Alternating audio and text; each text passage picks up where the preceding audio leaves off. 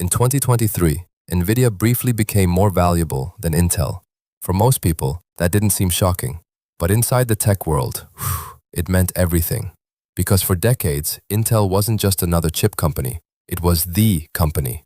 The one that powered the modern computer. The one that defined the PC era. The one that built the foundation of the digital world. And Nvidia? It was once seen as a niche player, focused on gaming, graphics cards, a side category. But now, the roles had reversed. Let's go talk about robotics, shall we? Nvidia was leading the future, and Intel was trying to catch up. This is the story of how the most dominant company in computing lost its advantage, missed a generational shift, and watched a smaller competitor take control of the next era of technology. Intel was founded in 1968.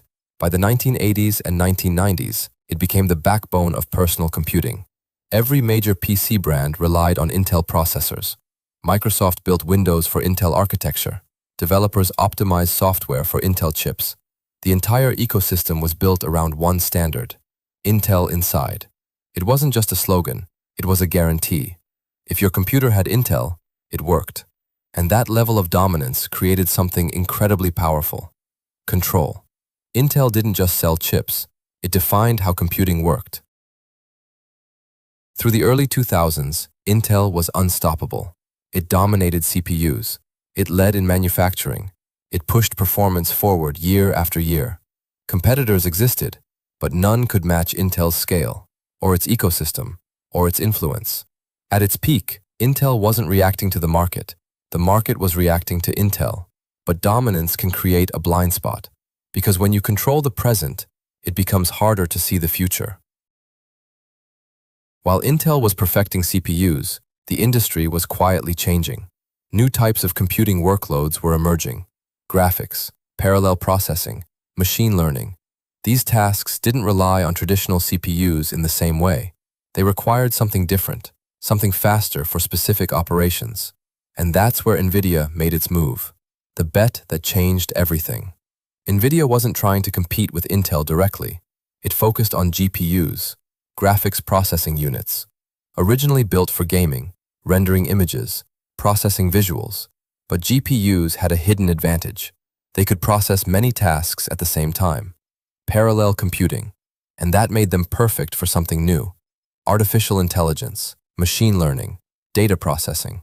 While Intel was optimizing CPUs for general performance, Nvidia was building hardware for the future of computation. Intel saw GPUs, but it didn't see their full potential. To Intel, GPUs were secondary, support hardware, not the core of computing.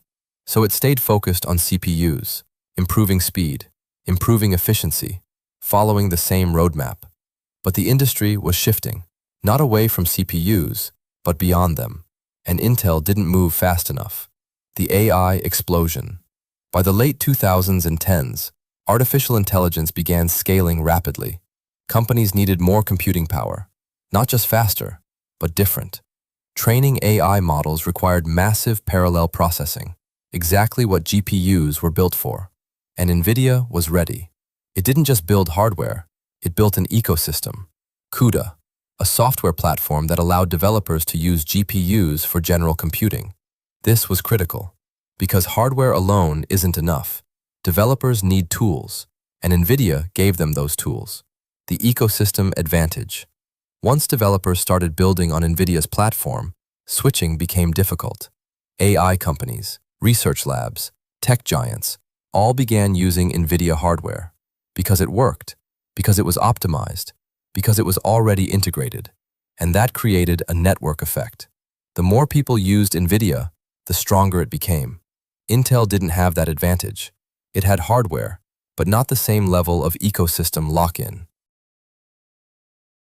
At the same time, Intel faced another issue: manufacturing delays.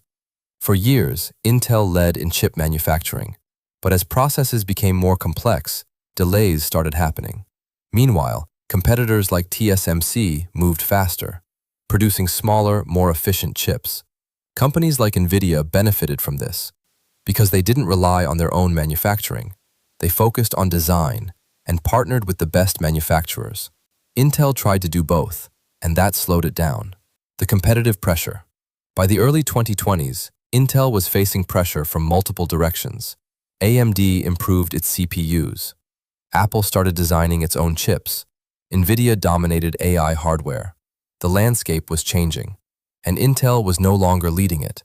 It was reacting, trying to catch up, trying to adapt. But in technology, timing matters, and Intel was late.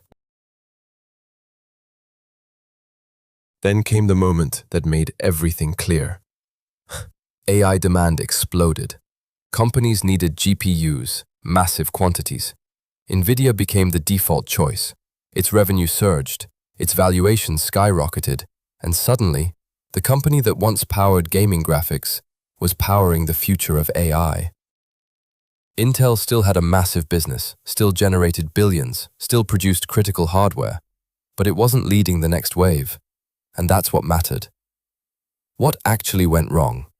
Intel didn't collapse, it didn't disappear, but it lost something critical: leadership. And that comes down to three key mistakes. First, it focused too much on its existing dominance. It optimized CPUs, while the industry was expanding beyond them. Second, it underestimated a new category. GPUs weren't just for graphics, they became essential for AI, and Intel didn't move fast enough. Third, it failed to build a strong ecosystem. Nvidia didn't just sell chips, it built tools, platforms, developer loyalty, and that created long-term advantage. The takeaway: Intel built the foundation of modern computing, but it didn't define the next era. Because in technology, dominance is temporary. The companies that win are the ones that adapt fastest, that see the shift early, that invest before it's obvious. Intel led one generation, Nvidia captured the next. And that's what makes this story important. Because the biggest risk in business is not losing to a stronger competitor, it's losing to a different idea of the future.